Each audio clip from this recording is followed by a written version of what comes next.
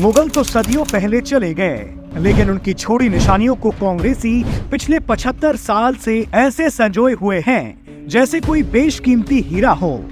देश में अलग अलग जगह ऐसे सैकड़ों उदाहरण देखने को मिल जाएंगे, लेकिन यहाँ पर हम बात कर रहे हैं कृष्ण जन्म स्थान की, जिस पर 5 सदी से ज्यादा समय से औरंगजेबी शाही ईदगाह कब्जा जमाए बैठा है और इनका साथ दिया है कांग्रेस की गंदी राजनीति ने। इसी गलती को सुधारने के लिए इलाहाबाद हाईकोर्ट में केस चल रहा है और हाल ही में हाईकोर्ट ने श्री कृष्ण जन्मभूमि पर स्थित शाही ईदगाह के सर्वे के लिए मंजूरी दे दी है, ये तसल्ली करने के लिए कि क्या वाकई में ये शाही ईदगाह कटरा केशव देव मंदिर के ऊपर बना हुआ है या नहीं। इस अतिक्रमण की कहानी को अच्छी तरह समझने के लिए हमें सबसे पहले कुछ तथ्यों को समझना पड़ेगा। इस वीडियो को अंत तक जरूर देखिएगा, ये जानने के लिए कि नेहरू गांधी परिवार के किस शख्स की वजह से भगवान श्री कृष्ण की जन्मभूमि के लिए कोर्ट में केस लड़ना पड़ रहा है। आप सभी को पता है भगवान श्री कृष्ण का जन्म मथुरा में हुआ था, इसलिए मथुरा को श्री कृष्ण की जन्मभूमि कहा जाता है। लेकिन जिस मथुरा के क्षेत्र में उनका जन्म हुआ उसको कटरा केशव देव के नाम से जाना जाता है। इस शाही ईदगाह का निर्माण कृष्ण के वास्तविक जन्म स्थान से संबंधित 13.37 एकड़ भूमि के एक हिस्से पर अवैध रूप से किया गया है। इस बात का सबसे पहला ऐतिहासिक साक्ष्य लगभग 2000 साल पुराना है, जिसे ब्रिटिश काल के आर्कियोलॉजिस्ट और इतिहासकारों ने खोजा और रिकॉर्ड किया है, किसी हिंदू या वामपंथी इतिहासकारों ने नहीं। दशकों तक इस मंदिर का विध्वंस करने और फिर से निर्माण का सिलसिला चलता रहा। न विध्वंस करने वाले आतताइयों ने हार मानी और न ही श्री कृष्ण के भक्तों ने फिर से बनाने में। लेकिन आज हम इस कगार पर खड़े हैं कि मुगलों और अंग्रेजों के ना होने के बावजूद भी हमें कृष्ण जन्मभूमि का जीर्णोद्धार करने के लिए कोर्ट में जाकर लड़ाई लड़नी पड़ रही है। हिंदुओं का ये संघर्ष कहां से शुरू हुआ है वो आपको समझने की जरूरत है। साल 1018-19 के आसपास महमूद गजनी ने इस भव्य मंदिर पर हमला कर इसे तोड़ दिया। ये बात हम नहीं कह रहे, उसके खुद के इतिहासकारों ने ये बात लिखी है। गजनी के बाद शासन करने वाले राष्ट्रकूट शासकों ने इस मंदिर का पुनर्निर्माण कराया, लेकिन साल 1400-1500 के मध्य फिरोज शाह तुगलक और सिकंदर लोधी ने फिर मथुरा के कृष्ण मंदिर के साथ जैन, बौद्ध समेत कई मंदिरों को तोड़ा।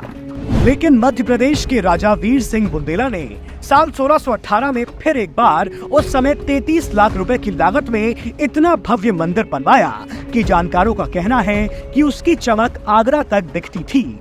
उसकी भव्यता का वर्णन आज भी एक फ्रांसीसी व्यापारी और जौहरी जीन बैप्टिस्ट वर्नियर की किताब में है, जो यहाँ 1650 में भारत आया था।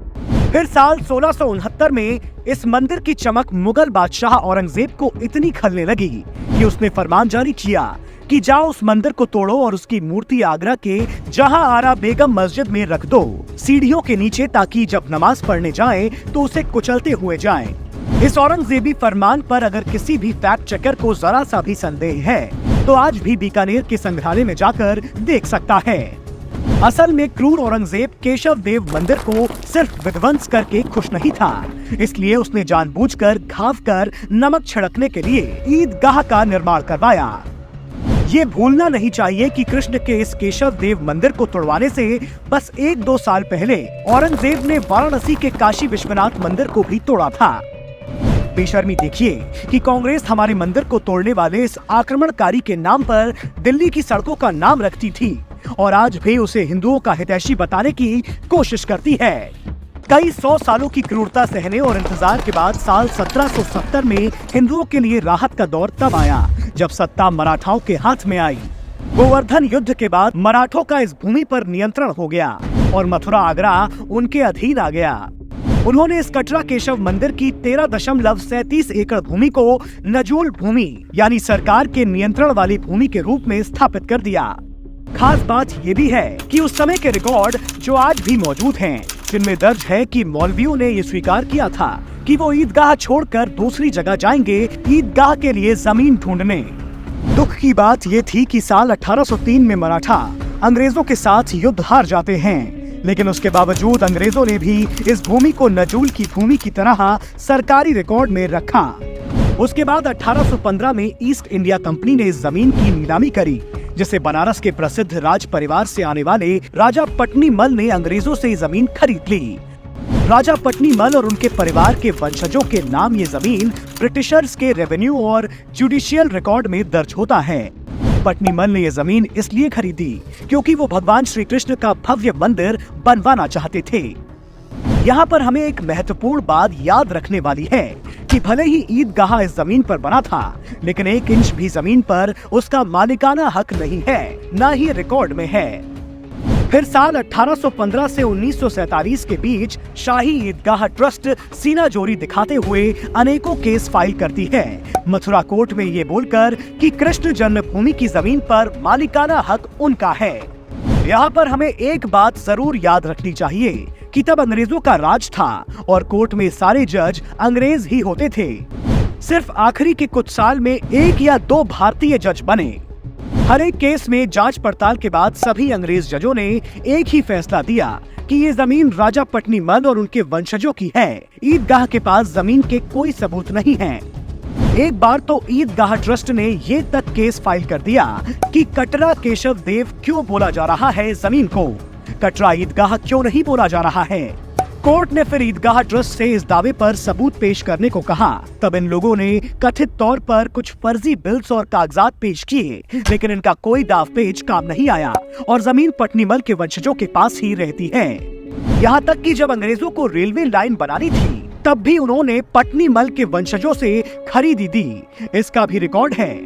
बेशर्मी की हद देखिए कि अनेकों केस हारने के बावजूद साल 1920 में ईदगाह ट्रस्ट ने आजादी से केवल 27 साल पहले एक बार फिर मथुरा के दीवानी कोर्ट में जमीन के लिए केस फाइल कर दिया। यहाँ पर आपको ये बात याद रखनी है कि ये लोग पहले ही काफी केस हार चुके थे इस जमीन को लेकर। उसके बावजूद ये केस फाइल किया जो साल 1935 तक चला, यानी कि 15 साल तक। दीवानी कोर्ट में इन लोगों ने ये केस फाइल करते हुए ये दावा किया कि हिंदुओं ने हमारी जमीन पर अतिक्रमण किया है, मतलब उल्टा चोर कोतवाल को डांटे। याद रखिए, ये वो ही समय था जब अंग्रेज भारत में हिंदू मुस्लिम के बीच नफरत की चिंगारी डाल चुके थे। मुस्लिम लीग का मुद्दा पहले से चल ही रहा था, शायद इसलिए इनके नापाक इरादे बुलंद हो गए। लेकिन साल 1935 में केस की सुनवाई करते हुए इलाहाबाद हाईकोर्ट ने उस भूमि पर राजा पटनीमल के वंशजों के स्वामित्व को बरकरार रखा और तो और ये भी कहा कि केशव देव मंदिर की जमीन के ऊपर ईदगाह बना है। फिर साल 1944 आते आते राजा पटनीमल के वंशजों की माली हालत खराब हो गई। उनके खजाने खाली हो चुके थे, इसलिए वो पंडित मदन मोहन मालवीय जी के पास जाते हैं, जो उस समय हिंदू महासभा के दिग्गज नेता थे। उन्होंने मदन मोहन मालवीय को ये जमीन ये कहते हुए सौंपी कि राजा पटनीमल का सपना पूरा हो और इस जमीन पर कृष्ण भगवान का एक भव्य मंदिर बने। वो इस जमीन के बदले कोई पैसा तो नहीं चाहते थे, लेकिन उनकी गुजारिश थी कि उनका 13,000 रुपए का कर्ज चुका दिया जाए। तब मदन मोहन मालवीय के कहने पर युगल किशोर बिरला ने उनका कर्ज चुका दिया। इस पूरे लेन देन की बाकायदा एक सेल डीड बनती है जो रिकॉर्ड में भी है। फिर साल 1946 में जब युगल किशोर बिरला श्री कृष्ण जन्मभूमि नाम का एक ट्रस्ट बनाने की तैयारी कर रहे थे ताकि ये जमीन उस ट्रस्ट को मंदिर बनाने के लिए दी जा सके, तभी 1946 में ही ईदगाह ट्रस्ट ने ये कहते हुए केस फाइल कर दिया कि ये सेल डीड गलत है, इसको रिजेक्ट किया जाए। लेकिन 1953 में ईदगाह ट्रस्ट ये केस फिर से हार जाता है। क्यों? क्योंकि उनके पास कोई कागजात नहीं है, जमीन उनकी है ही नहीं तो जीतेंगे कैसे। उसके बाद साल 1951 में युगल किशोर बिरला ने श्री कृष्ण जन्मभूमि नाम के ट्रस्ट का गठन किया, जिसमें मदन मोहन मालवीय जी भी थे। युगल किशोर बिरला ने इस जमीन की सेल डीड इसी ट्रस्ट के नाम पर ट्रांसफर कर दिया, यानी कि अब मालिकाना हक ट्रस्ट का हो गया। इस ट्रस्ट का एक ही उद्देश्य था कि उन्हें इस जमीन पर भगवान श्री कृष्ण का भव्य मंदिर बनाना था। ये ट्रस्ट उस जमीन पर भगवान श्री कृष्ण का एक मंदिर बनाने में कामयाब भी हो जाता है, लेकिन ईदगाह के अतिक्रमण नहीं हटा पाते हैं। फिर साल 1964 में एक बार फिर इस जमीन के लिए साजिश रची गई। इसी साल एक श्री कृष्ण जन्म स्थान सेवा संघ नाम का ट्रस्ट बनता है। ध्यान दीजिए, इसका नाम है जन्म स्थान सेवा संघ, न कि श्री कृष्ण जन्मभूमि ट्रस्ट। इसके बाद ये ट्रस्ट कोर्ट जाता है और दावा करता है कि उनकी जमीन पर ईदगाह ट्रस्ट ने अतिक्रमण कर लिया है। फिर साल 1968 में यही श्री कृष्ण जन्म स्थान सेवा संघ कोर्ट के बाहर जाकर ईदगाह ट्रस्ट से समझौता कर लेता है और उसे 2.7 एकड़ जमीन मुफ्त में दे देता है। सोचिए जरा, जो शाही ईदगाह ट्रस्ट 1815 से एक भी केस जमीन के खिलाफ नहीं जीता है, हर बार मुंह की खाता है, उसे ये जमीन मुफ्त में क्यों दी? तो यहाँ तो बात निकल कर आती है जो बहुत अहम है। 1. कोर्ट के साथ जालसाजी। 2. कांग्रेस का सनातन विरोधी चेहरा। कोर्ट के साथ जालसाजी कैसे किया? दरअसल साल 1968 में जो समझौता किया गया, जिसके बारे में ओवैसी जैसे नेता बार बार बोलते रहते हैं, वो एग्रीमेंट ही फर्जी है। उसका केस चल रहा है अभी कोर्ट में। दरअसल हुआ ये कि समझौते में ये लिखा गया कि श्री कृष्ण जन्म Sthan Seva Sangh, also known as Shri Krishna Janmabhoomi trust, जबकि ये दोनों संस्थाएं अलग अलग हैं। जब ये संस्था ही अलग है, उसके पास जमीन का मालिकाना हक ही नहीं है। ये जमीन तो श्री कृष्ण जन्मभूमि ट्रस्ट की है, तो सेवा संघ ने कैसे समझौता कर लिया? इस पूरे फर्जी समझौते को लेकर भी कोर्ट में केस चल रहा है कि ये समझौता फर्जी है, इसे निरस्त किया जाना चाहिए। कांग्रेस का सनातन विरोधी चेहरा। जिस श्री कृष्ण जन्म स्थान सेवा संघ ने इस पूरे जालसाजी को अंजाम दिया, उसके पदाधिकारी थे कांग्रेस के नेता, एमपी के पूर्व सीएम टीपी मिश्रा और बिहार के पूर्व गवर्नर एमए अयंगर। क्योंकि जानकारों का कहना है कि ये लोग श्री कृष्ण जन्म स्थान सेवा संघ के पदाधिकारी थे। जैसा कि हमने नेहरू गांधी परिवार से जुड़ी पार्टी और उनके मुख्यमंत्रियों का हिंदू विरोधी चेहरा हमने हमेशा ही देखा है। इस पूरे फसाद की जड़ भी यही कांग्रेसी निकल रहे हैं, क्योंकि पद्मश्री से सम्मानित इतिहासकार मीनाक्षी जैन का भी यही कहना है कि 1968 में ये ईदगाह और श्री कृष्ण जन्म स्थान सेवा संघ के बीच जो एग्रीमेंट हुआ, उसका कारण कहीं न कहीं ये माना जा सकता है कि इंदिरा गांधी को अपनी सरकार बचानी थी, इसलिए उनको बाहर से मदद लेनी पड़ी, जो उन्होंने वामपंथी सीपीआई और कुछ अल्पसंख्यक नेताओं से ली। शायद उसी सहयोग के बदले इस पूरे षड्यंत्र को अंजाम दिया गया। पहले तो यूपी में चरण सिंह की सरकार को गिराकर राष्ट्रपति शासन लगाया गया। उसके बाद फिर इस नापाक समझौते को अंजाम दिया गया, जिसकी वजह से श्री कृष्ण जन्मभूमि की इस पावन जमीन का 2.37 एकड़ ईदगाह के हाथों में चला गया। सोचिए, ये वो जमीन है जिस पर हिंदुओं के आराध्य भगवान श्री कृष्ण का जन्म हुआ है। ये देश 80 करोड़ से ज्यादा हिंदुओं के लिए कितना अहम है, ये आप समझ सकते हैं। कांग्रेस की पूर्व सरकारों को समझना चाहिए था कि इस जमीन को ईदगाह को देना हिंदुओं के साथ कितना बड़ा अन्याय होगा। क्या आज कोई भी मक्का में जाकर हिंदू मंदिर का निर्माण कर सकता है क्या? या अगर करना भी चाहे तो क्या उसको अनुमति मिलेगी?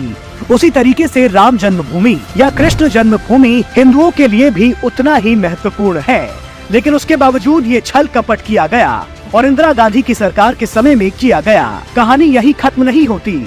एक तरफ हम लोग इस जमीन के लिए कोर्ट में केस लड़ ही रहे हैं, दूसरी तरफ ईदगाह ट्रस्ट और इस समुदाय विशेष के कुछ लोग 21 किलोमीटर का मथुरा से वृंदावन की जो रेल लाइन है, उस पर गैर कानूनी तरीके से अतिक्रमण किए हुए हैं।